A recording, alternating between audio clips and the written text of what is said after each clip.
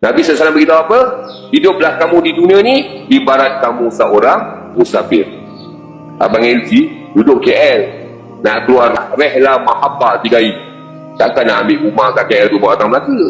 Duit kat bank kalau ada 10,000 nak bawa semua. Baju 1 lemari nak bawa datang Melaka. Musafir kan? 3 hari bawa pakaian 3 hari.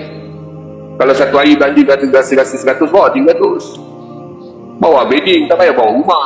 Ini musafir, bawa bedding ke? Betul tak?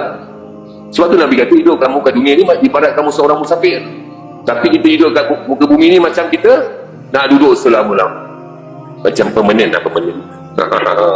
Padahal temporary, kan? Belum sign lagi, permanent. Allah Akbar. Jadi tuan-tuan yang memiliki Allah SWT, kena ada sifat qanaah, bersederhana, lebih kurang. Allah bagi kita buruk sendiri. Orang pakai Mercedes sebagai apa? Kita pakai Proton buruk. Macam saya lah pakai Kia tu, buruk Kia tu kan. Dapat pakai Kia buruk, jangan tengok orang pakai Mercedes, tengok orang yang ada kereta. Ya Allah, syukur ya Allah dapat kereta buruk ya Allah.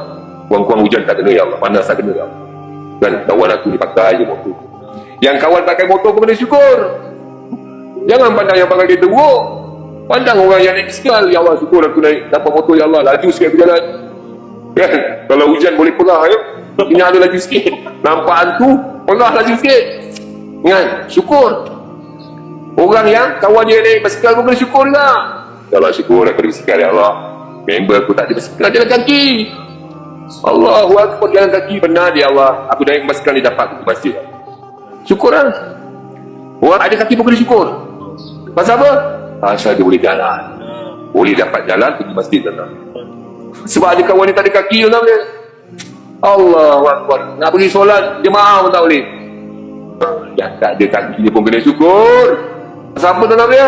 Sebab Allah SWT masih bagi dia nikmat kehidupan.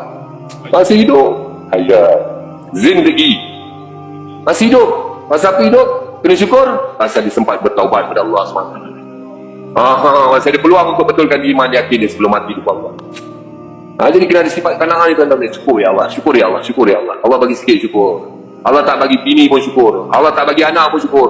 Apa saja kena syukur tuan-tuan. Kita mampu takdir dunia, tapi yang akan berlaku hanya takdir Allah SWT.